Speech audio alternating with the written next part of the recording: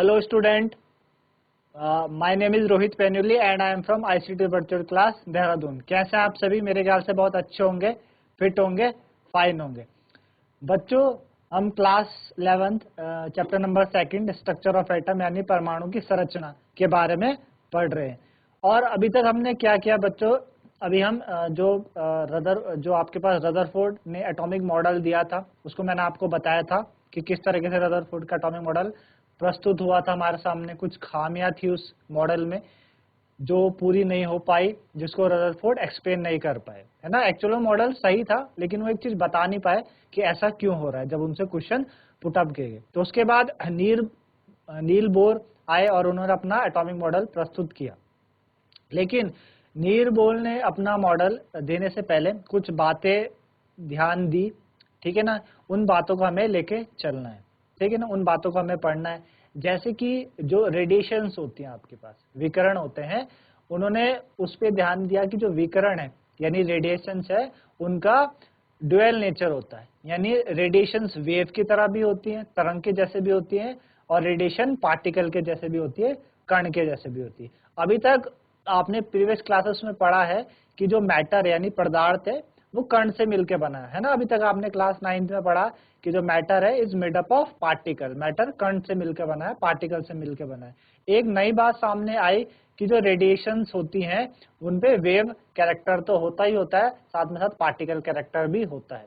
तो इन सारी बातों को हमें समझना था। दूसरा, जो स्पेक्ट्रम है, स्पेक्ट्रम के बारे में भी हमारे पास कुछ नए तथ्य सामने आए। तो इन दो बातों को हमें पढ़ने के बाद फिर जो नील बोर है उसका एटॉमिक मॉडल पे जाना है ना। तो सबसे पहले आज हम क्या करेंगे, रेडिएशंस का जो वेव नेचर है उसके बारे में बात करेंगे। तो चलते हैं स्मार्ट बोर्ड की तरफ और उसको और अच्छे से देखने की कोशिश करते हैं। तो बच्चों, जैसे कि आप देख पा रहे हैं कि नील बोर ने, जैसे कि मैंने आपको बताया, इस तरीके से क्या किया था आपने ये है क्या बच्चों?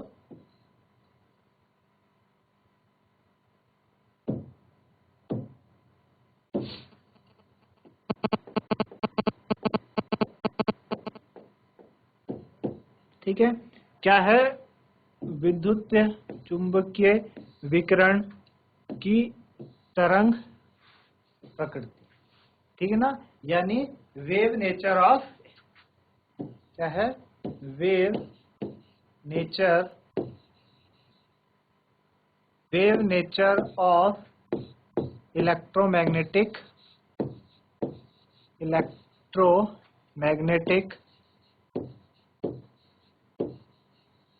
Wave nature of electromagnetic radiation.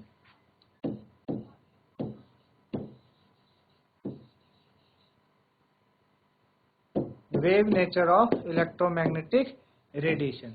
Electromagnetic radiation का बच्चों वेव नेचर क्या है, आज हमें इसी के बारे में समझना है, ठीक है ना।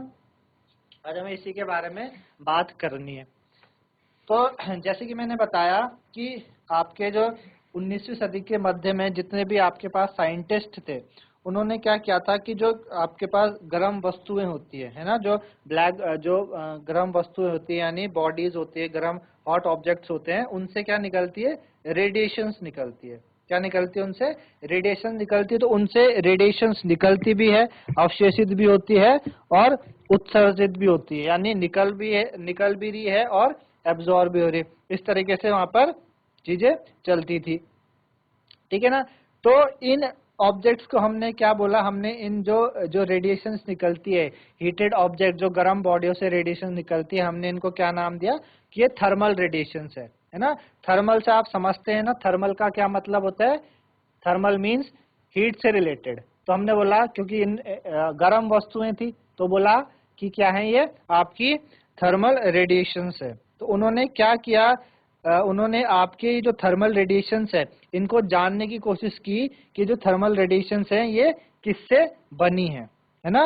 ये ज्ञात करने की कोशिश की जो थर्मल रेडिएशंस है किससे बनी है, ठीक है ना।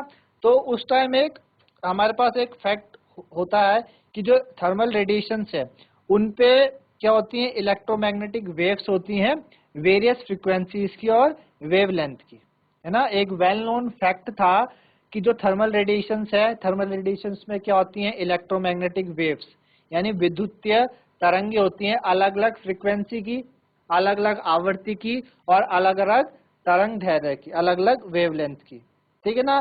तो ये आपके मॉडर्न कंसेप्ट में बेस्ड है, जो कि उस टाइम मिड 19 सेंचुरी के में ये बातें सामने नहीं आई थी, ये बात तो बाद में डिस्कवर हुई। तो पहले जो फर्स्ट एक्टिव स्टडी हुई थी थर्मल रेडिएशंस की, थर्मल रेडिएशंस लॉ की, जो पहले फर्स्ट एक्टिव स्टडी हुई थी वो कब हुई आपकी 1850 के आसपास, है ना। और जिसको क्या नाम दिया, theory of electromagnetic waves and क्या नाम दिया, थ्योरी ऑफ इलेक्ट्रोमैग्नेटिक वेव्स। जो विद्युतीय विकिरण है उनकी थ्योरी का नाम दिया गया और बोला गया कि जो इमिशंस होता है ऐसी वेव्स का, ठीक है ना, जो इमिशंस होते हैं सच वेव्स का by accelerating charge particles was developed in the 1870s, 1870 के आसपास जेम्स क्लार्क मैक्सवेल ने बताया था कि जो एक्सेलरेटेड बॉडीज होती है, एक्सेलरेटेड मतलब जिसमें क्या होता है बच्चों, एक्सेलरेशन होता है। एक्सेलरेशन क्या होता है, rate of change of velocity, है ना। आप देखते हैं जब आप गाड़ी चला रहे हैं तो आप क्या करते हैं, आपने सुना होगा ना, एक्सेलरेट, आपको गाड़ी को एक्सेलरेट कर रहे हैं, आप एक स्पीड पे चल रहे हैं, आपने क्या किया, क्लच दबा के उसकी स्पीड बढ़ा दी, तो आपने क्या किया, एक्सेलरेट किया, है ना। तो आपको पता है कि जो स्पीड है और वेलोसिटी में क्या फर्क होता है। वेलोसिटी तो क्या होती है कि कोई वस्तु जब किसी गति के साथ चलती है और एक पर्टिकुलर डायरेक्शन भी अगर उसका जुड़ जाए तो वो एक्सेलरेशन होता है। तो एक्सेलरेशन है क्या, change of rate of change of velocity, यानी वेलोसिटी का चेंज होना टाइम के साथ, तो एक्सेलरेशन है। तो कोई भी एक्सेलरेटेड चार्ज पार्टिकल्स के बारे में इन्होंने बताया कि इन्होंने जेम्स क्लार्क मैक्सवेल ने, है ना, जेम्स क्लार्क मैक्सवेल ने बताया, जो कि एक्सपेरिमेंटली कंफर्म किया गया किनके द्वारा, हेनरिच हर्ट्ज के द्वारा, है ना। तो आज हम इसी इलेक्ट्रोमैग्नेटिक रेडिएशन के बारे में पढ़ने जा रहे हैं। तो जेम्स मैक्सवेल पहले ऐसे थे जिन्होंने क्या है, कॉम्प्रिहेंसिव एक्सप्लेनेशन बताया कि चार्ज बॉडीज और जो आपके पास इलेक्ट्रिक और मैग्नेटिक फील्ड्स होता है मैक्रोस्कोपिक लेवल, उनके बीच में एक इंटरेक्शन उन्होंने स्टैब्लिश किया। किसके बीच में इंटरेक्शन, किसके बीच में बताया उन्होंने, चार्ज बॉडीज और साथ ही साथ जो इलेक्ट्रिकल, और जब चार्ज बॉडीज चलती है तो उनके साथ होता क्या है, इलेक्ट्रिक और मैग्नेटिक फील्ड भी जनरेट होते हैं। चार्ज बॉडीज जब मोशन करती है तो उनके साथ इलेक्ट्रिक और मैग्नेटिक फील्ड भी क्या होता है, जनरेट होते हैं। इनके बीच में एक इंटरेक्शन बताया इन्होंने मैक्रोस्कोपिक लेवल पे, क्योंकि ये बहुत छोटा, भाई जो वेव्स हैं बहुत छोटी होती है ना, हमें दिखाई नहीं देती। अभी हम आगे पढ़ेंगे, आपको बताऊंगा कि किस तरीके की वेव्स को हम देख पाते हैं, तो काफी छोटी होती है, मैक्रोस्कोपिक लेवल पे ये बात की गई।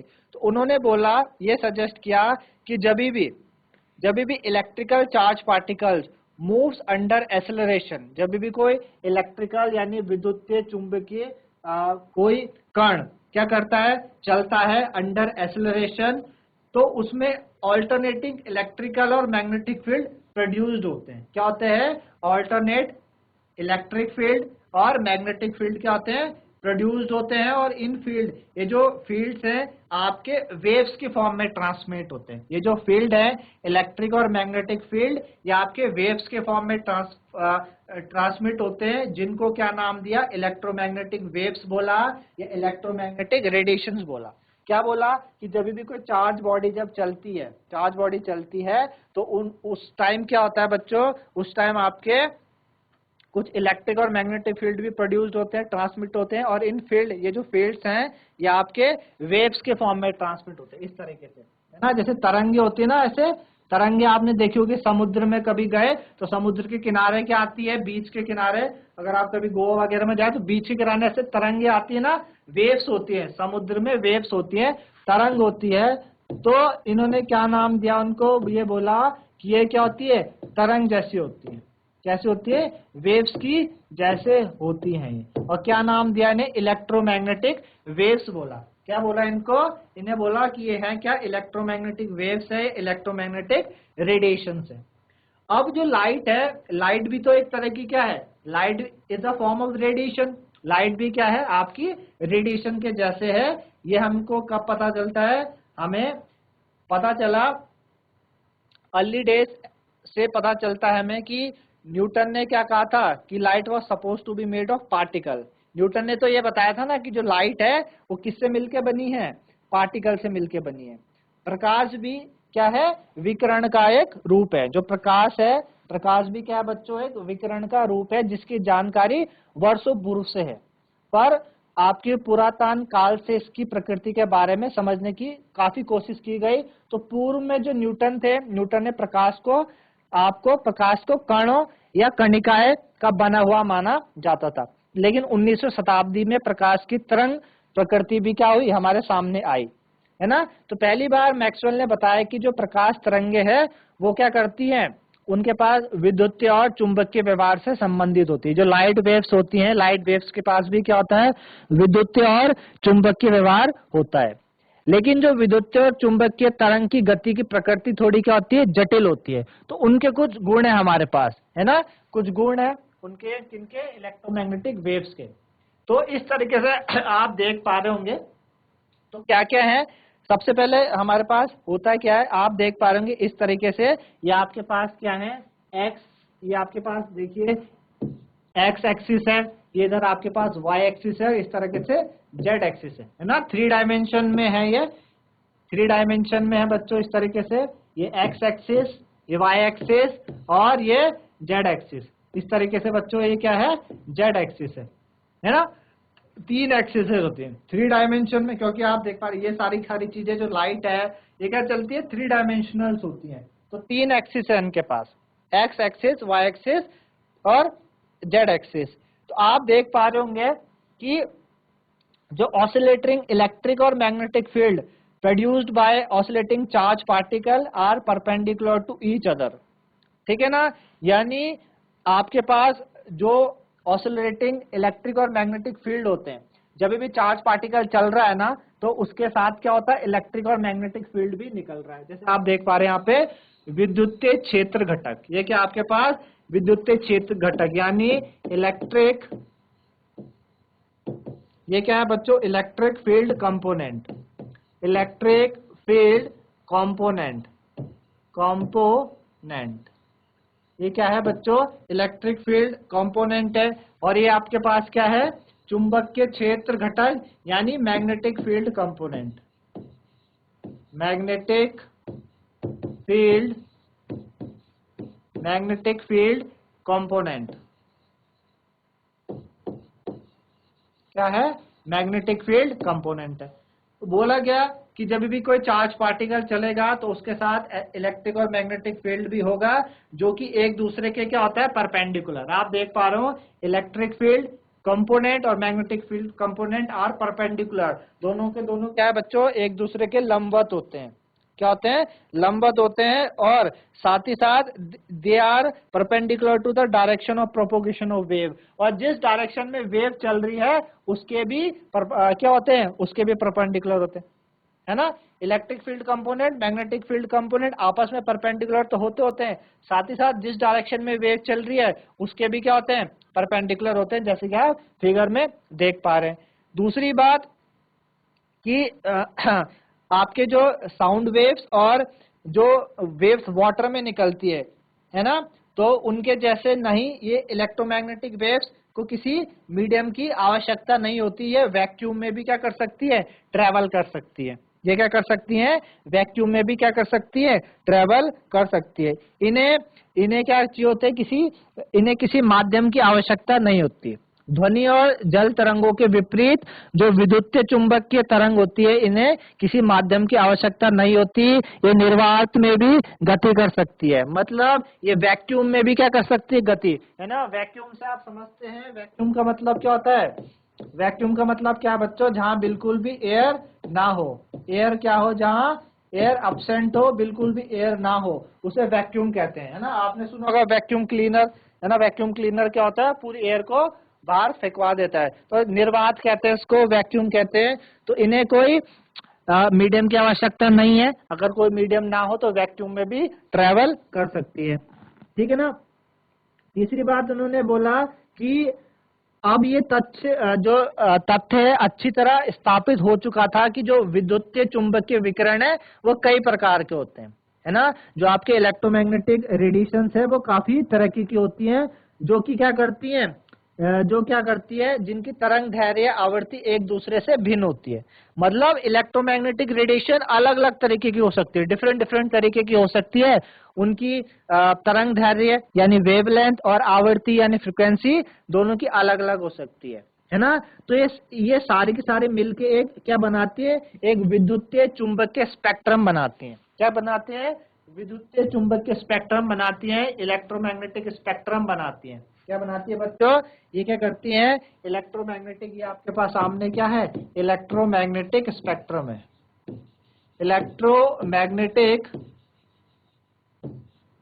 इलेक्ट्रोमैग्नेटिक स्पेक्ट्रम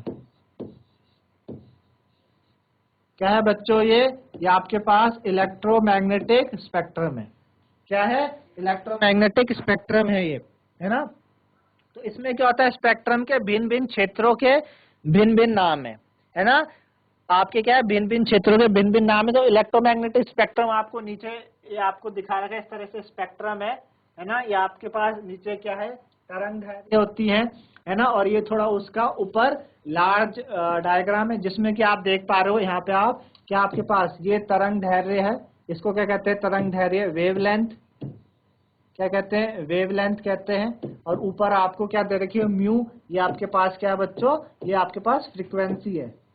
क्या है, फ्रीक्वेंसी है यानी आवृत्ति, है ना। तो ऊपर आप देख रहे हैं फ्रीक्वेंसी क्या हो रही है, बढ़ रही है। इस तरफ आप जब आप टुवर्ड्स लेफ्ट चल रहे हैं तो फ्रीक्वेंसी बढ़ रही है, 10 की पावर 0, 10 की पावर 2, 4, 6, आपका 8, 10 इस तरीके से बढ़ रही है। और आप यहाँ देखेंगे जो आपके पास जो क्या है, आपके पास इस तरफ क्या आ रही है, फ्रीक्वेंसी घट रही है, सॉरी वेवलेंथ आपके पास क्या आ रही है, घट रही है ना।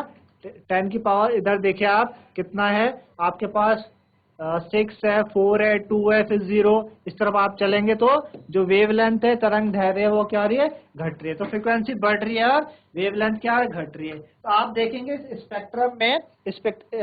स्पेक्ट्रम में अलग अलग क्या है, क्षेत्र है आपके पास। जैसे आप देखते हैं कि रेडियो आवृत्ति, जो रेडियो फ्रीक्वेंसी है वो 10 की पावर 16 हर्ट्ज पे है। रेडियो फ्रीक्वेंसी 10 की पावर 16 हर्ट्ज में, देखिए किधर है रेडियो फ्रीक्वेंसी, आपके पास 10 की पावर 16 हर्ट्ज में आपके पास रेडियो फ्रीक्वेंसी है ना। उसी तरीके से आप 10 की पावर 6 हर्ट्ज में, 10 की पावर 6 हर्ट्ज में आपके पास रेडियो, ये आप देखिए 10 की पावर 6, ये आपके पास एफएम है, रेडियो तरंगे है ना, रेडियो तरंगे। इसी तरीके से आप देखेंगे कि आपके पास रेडियो तरंगों का उपयोग हम कहाँ करते हैं बच्चों, हम प्रसारण में, जितने भी आपके पास टेलीकास्ट होता है आपके घरों में, टेलीविजन में, सैटेलाइट के थ्रू, ये सब किसके द्वारा होते हैं, रेडियो फ्रीक्वेंसी के द्वारा होते हैं। उपयोग हम क्या करते हैं, प्रसारण में करते हैं। फिर आप माइक्रोवेव सूक्ष्म तरंगे देखिए, 10 की पावर 2 हर्ट्ज के लगभग है, 10 की पावर 2 हर्ट्ज के आसपास आपके पास क्या है, सूक्ष्म तरंगे है ना। आपके पास जो माइक्रोवेव्स हैं आपके पास 10 की पावर 10 पे, 10 की पावर 10 में आप देखेंगे सूक्ष्म तरंगे हैं। 10 की पावर 10 में आपके पास क्या है, सूक्ष्म तरंगे, यानी आपके पास क्या है, माइक्रोवेव्स हैं। फिर आप देखेंगे इंफ्रारेड, देखेंगे आप 10 की पावर 14 के आसपास है। 10 की पावर 16 के आसपास आपके पास क्या है, अल्ट्रावायलेट रीजन है ना। अल्ट्रावायलेट यूवी रेस है, सन में जो सूरज की किरणों में जो सूरज की जो रेस होती हैं, उनमें जो किरणें होती है वो अल्ट्रावायलेट होती है, काफी हार्मफुल होती है ना। बात करते हैं हम अल्ट्रावायलेट रेस की। आपने ग्लोबल वार्मिंग के बारे में पढ़ा है कि जब क्या होती है कि जो ऊपर ओजोन लेयर जब डिप्लीट होने लगती है तो क्या आती है, जो अल्ट्रावायलेट रेस है वो डायरेक्ट हमारे अर्थ पे आती है, जिससे कि कई सारी प्रॉब्लम्स इकट्ठी होती है, ग्लोबल वार्मिंग, टेम्परेचर का बढ़ना। तो ये यूवी रेस है ना। अब आप देखेंगे यूवी रेस 10 की पावर 16 और इंफ्रारेड रीजन के बीच में 10 की पावर 14 के बीच में एक आपके पास पार्ट दे रखा है, ये लगभग 10 की पावर 15 के आसपास होता है, जिसको हम क्या कहते हैं बच्चों, विजिबल रीजन कहते हैं। क्या कहते हैं इसको, विजिबल रीजन कहते हैं। और यही जो रेस है, यही जो किरणें हैं, ये हम अपनी आंखों से देख पाते हैं, बाकी और किरणें हम अपनी आंखों से नहीं देख पा रहे, बाकी और किरणें हम अपनी आंखों से बिल्कुल भी नहीं देख पा रहे, ठीक है ना। तो ये आपके पास क्या है, विजिबल रीजन है। इसमें से ये वाला पार्ट हम क्या करते हैं, हमारी आंख डिटेक्ट कर लेती है। और चीजों को देखने के लिए हमें क्या करना होता है, स्पेशल इंस्ट्रूमेंट की जरूरत होती है। और जो नॉन विजिबल रेडिएशंस को देखने के लिए, ठीक है ना। तो अलग काइंड्स की यूनिट्स यूज्ड होती हैं किसके लिए बच्चों, अलग अलग तरीके की यूनिट्स आपकी यूज होती हैं इलेक्ट्रोमैग्नेटिक रेडिएशंस के लिए, है ना। इलेक्ट्रोमैग्नेटिक विद्युत चुंबकीय विकिरण को दर्शाने के लिए विभिन्न प्रकार के मात्रकों का उपयोग किया जाता है। तो इन जो भी इलेक्ट्रोमैग्नेटिक आपकी रेज होती हैं, जो इलेक्ट्रोमैग्नेटिक आपकी रेज है ना, जैसे आपके पास इलेक्ट्रोमैग्नेटिक रेज है ना, इनका क्या होता है, इलेक्ट्रोमैग्नेटिक आपके पास कोई वेव है, रेस है, इनके पास क्या होते हैं, इनके पास सबसे पहले क्या होती है, इनके पास होती है आवृत्ति यानी फ्रीक्वेंसी। क्या होती है बच्चों, इनके पास आवृत्ति होती है यानी फ्रीक्वेंसी होती है।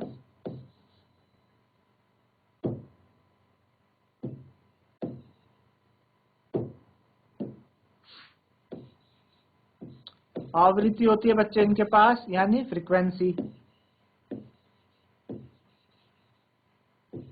ठीक है ना, फ्रीक्वेंसी, जिसको किससे डिनोट करते हैं, म्यू से। इस तरीके से डिनोट किया जाता है, किससे, म्यू से डिनोट इसको किया जाता है, ऐसे म्यू से इसको डिनोट किया जाता है। दूसरा इनके पास क्या होता है बच्चों, इनके पास होता है वेवलेंथ। क्या होता है, वेवलेंथ होता है, ठीक है ना। वेवलेंथ को क्या कहते हैं हम, तरंग दैर्घ्य कहते हैं,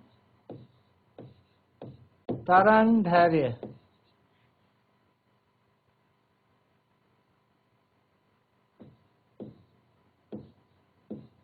तरंग दैर्घ्य कहा जाता है इन्हें।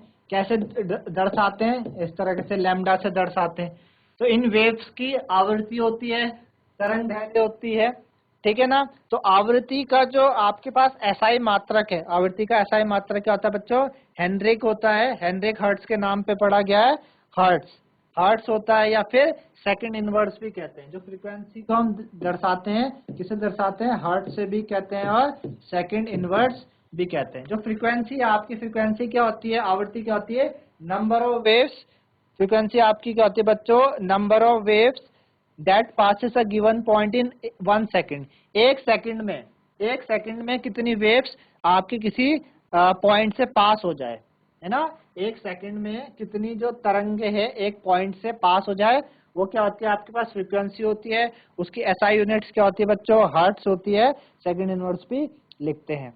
तरंग दैर्घ्य का जो मात्रक है बच्चों, वो लंबाई का मात्रक ही होता है। तरंग दैर्घ्य का जो मात्रक है वो लंबाई होता है, उसको मीटर या सेंटीमीटर में हम दर्शाते हैं। किसको, तरंग दैर्घ्य को मीटर या सेंटीमीटर में लैम्डा को हम दर्शाते हैं, ठीक है ना। तरंग दैर्घ्य का होता है मात्रक, ये होता है, ठीक है ना।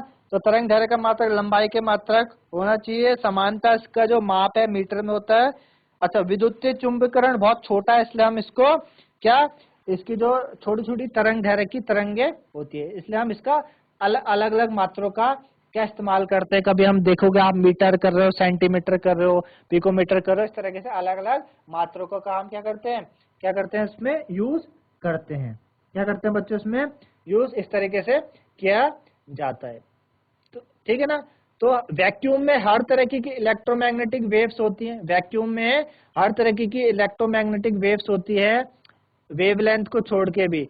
तो जो क्या करती है सेम स्पीड से ट्रेवल करती है, जिनकी क्या होती है बच्चों, सेम स्पीड होती है, जिसे हम स्पीड ऑफ लाइट कहते हैं, जिसको क्या कहते हैं, प्रकाश की गति कहते हैं। और प्रकाश की गति सभी को पता है, 3.0 इंटू 10⁻18 मीटर पर सेकंड, ठीक है ना। जिसका सिंबल क्या होता है, सी, जिसका सिंबल क्या होता है, स्पीड ऑफ लाइट का सिंबल क्या है बच्चों, सी होता है ना। प्रकाश की गति तो किससे दर्शाते हैं हम, सी से दर्शाते हैं। और गति होती कितनी इसकी, 3 इंटू 10⁸ मीटर पर सेकंड, ठीक है ना। 10⁸ मीटर पर सेकंड, ये आपकी प्रकाश की गति इस तरीके से होती है, ठीक है ना। इतना मेरे ख्याल से सभी को समझ में आएगा।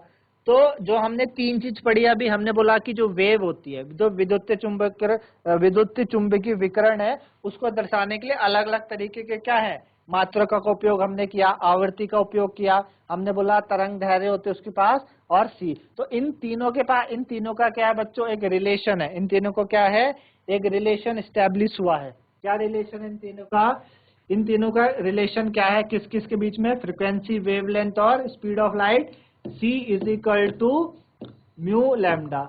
ये आपके पास क्या है, एक रिलेशन है किनके बीच में, c is equal to mu lambda, ये आपके पास रिलेशन है, ठीक है, रिलेशन है between speed of light, frequency and आपके पास वेवलेंथ, यानी स्पीड ऑफ प्रकाश की गति, आवर्ती और तरंग दैर्घ्य के बीच में ये रिलेशन है। इतना आपको समझ में आया होगा इनमें क्या होता है, ठीक है ना, इतना मेरे ख्याल से समझ में आया होगा सभी को। तो इसी से आगे बढ़ते हुए, ठीक है ना, आपको इसी के ऊपर एक सवाल कराते हैं ताकि और अच्छे से समझ में आए। आपके पास क्या है कि 5800 एंगस्ट्रॉम तरंग दैर्घ्य, देखिए हमने बात की थी तरंग दैर्घ्य वेवलेंथ की, काफी छोटी होती है, तो अलग अलग मात्रा का उपयोग हमने किया था, मीटर का, सेंटीमीटर का, एंगस्ट्रॉम भी एक मात्रक है तरंग दैर्घ्य को दर्शाने के लिए, है ना।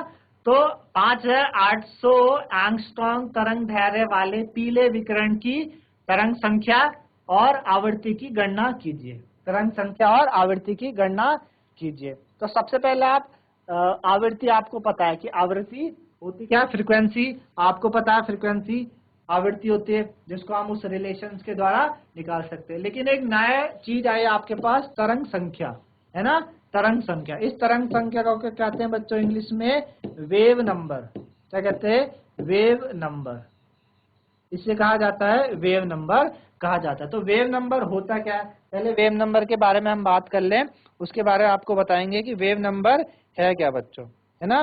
वेव नंबर, तो वेव नंबर होता क्या है कि number of wavelength per unit time.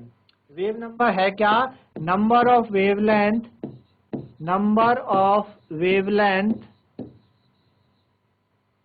Number of wavelength per unit time, per unit time, ठीक है। नंबर ऑफ वेवलेंथ क्या होता है बच्चों, number of wavelength per unit, sorry इसको बोलते हैं number of wavelength per unit length, number of wavelength per unit length, ठीक है ना। Number of wavelength per unit length कहा जाता है किसको, वेव नंबर को, number of wavelength per unit length. और कैसे डिनोट करते हैं, वेव नंबर को म्यू बार से डिनोट करते हैं, और होता है क्या इसका सिंबल, 1 लैम्डा, 1 लैम्डा मतलब वेवलेंथ, है ना। पर यूनिट लेंथ में कितने वेवलेंथ है, ये क्या कहलाता है आपके पास, तरंग संख्या कहलाता है, वेव नंबर कहलाता है, तरंग संख्या या वेव नंबर कहलाता है। इतना मेरे ख्याल से सभी को समझ में आया कि तरंग संख्या वेव नंबर होती क्या है। प्रति इकाई लंबाई में तरंग दैर्घ्य की संख्या को तरंग संख्या कहते हैं, क्या कहते हैं, प्रति इकाई लंबाई में तरंग दैर्घ्य की संख्या को तरंग संख्या कहते हैं।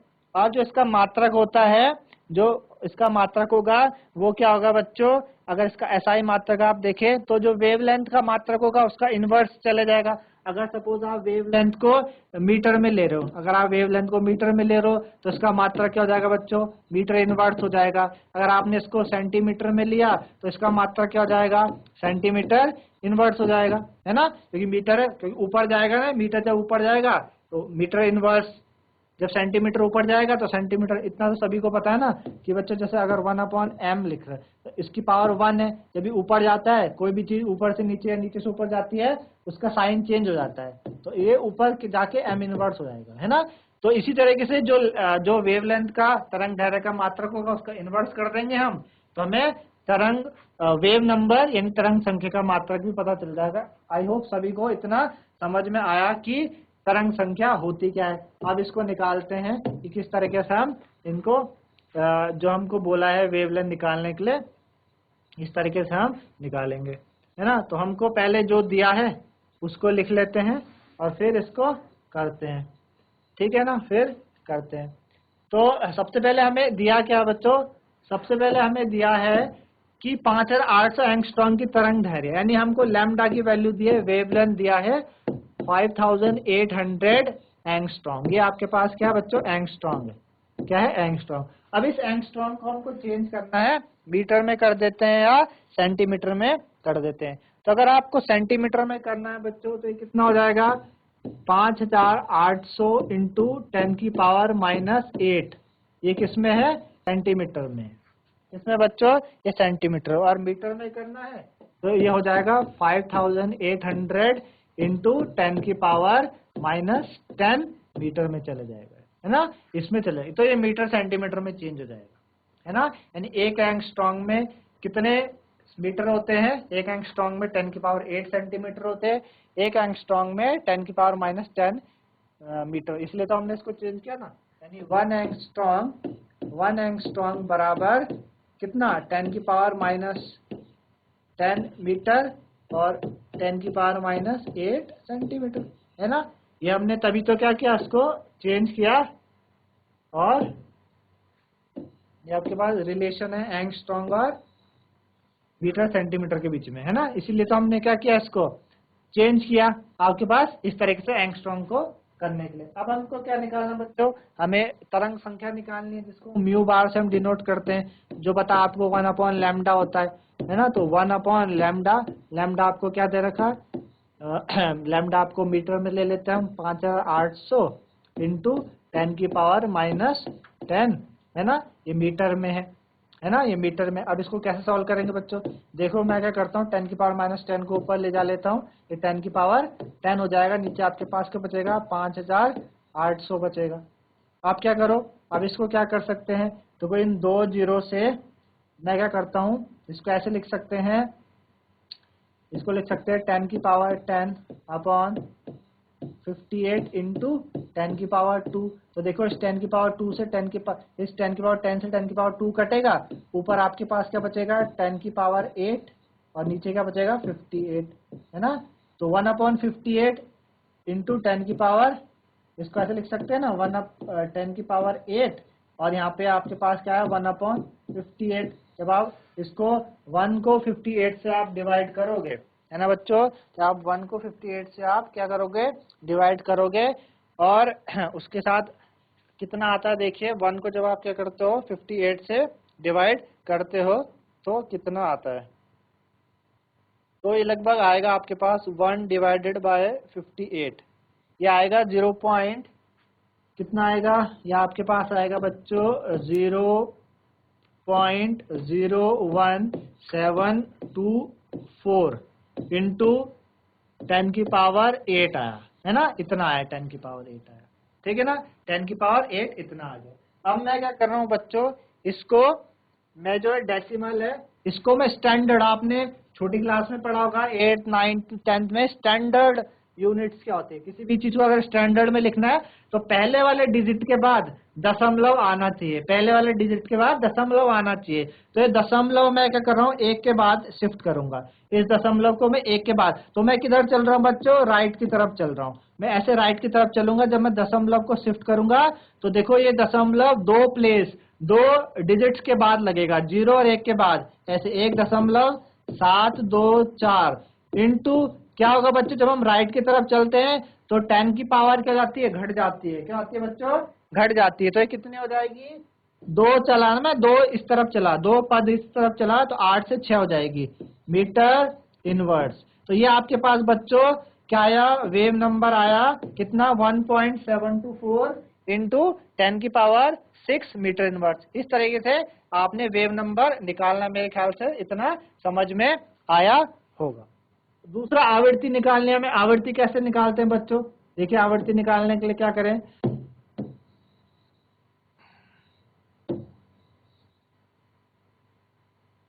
आवृत्ति किस तरीके से निकालेंगे? आवृत्ति निकालते हैं,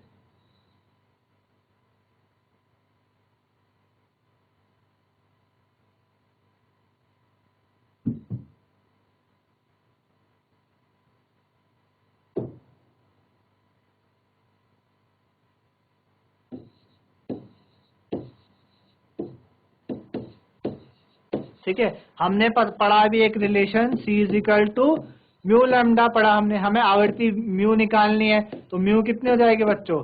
C/λ।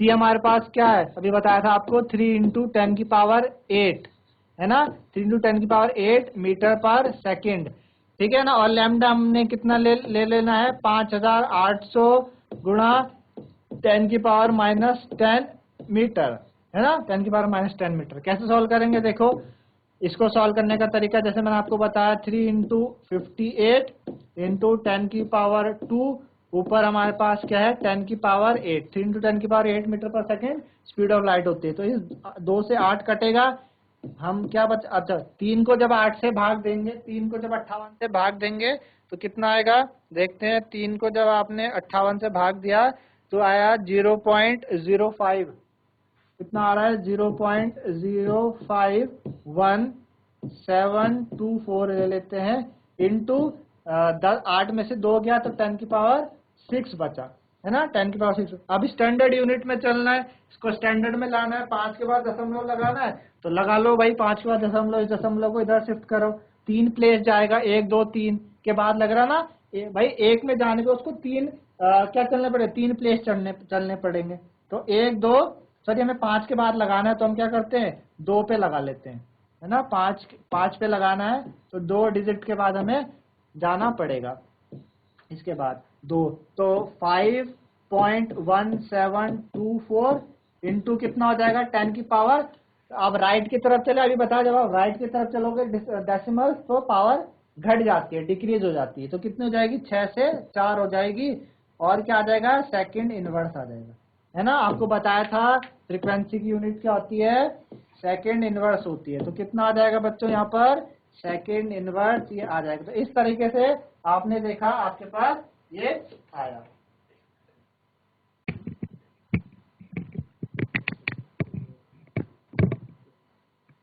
एक सेकंड बच्चों, यहाँ पे कैलकुलेशन में थोड़ी सी गड़बड़ी हुई है, उसको आप चेक कर लीजिए।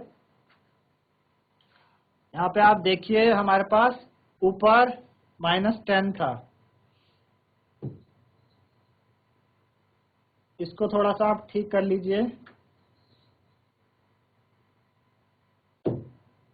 ये हमारे पास 10 की पावर कितना है बच्चों -10 है, ये -10 है। तो -10 जब ऊपर जाएगा तो कितना हो जाएगा, ये -10 को मैं ऊपर भेज देता हूँ, हमारे पास 0.051724 आया इंटू आपके पास क्या हुआ 10 की पावर 8 है, और नीचे हमारे पास 10 की पावर -10 है ना। तो -10 ऊपर जाएगा तो कितना होगा 10 और 18 हो जाएगा, कितना हो जाएगा 10 और 8 18 हो जाएगा ये, है ना, 10 और 8 18 हो जाएगा। फिर हम क्या करेंगे दशमलव को मैं आगे शिफ्ट करूंगा 1 2 तो 5.1724 इंटू जब 2 घटेगा 10 की पावर 16 सेकंड इनवर्स ये आ जाएगा। इस तरीके से आप इसको और करेक्ट कर सकते हैं।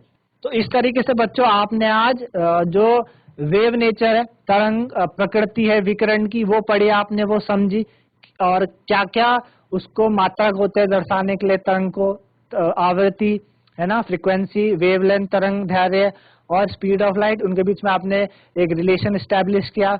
उससे के बाद में आपके लिए क्वेश्चन लेके आया उससे रिलेटेड जो आपने किया, है ना। कुछ कैलकुलेशन में मिस्टेक हो गई थी, वो मैंने आपको सही कराया कि इस तरीके से हम कर सकते हैं। तो इतना आपको मेरे ख्याल से समझ में आया होगा। अगले भाग में हम इसका पार्टिकल नेचर हम करेंगे। तो आज के लिए इतना ही बच्चों,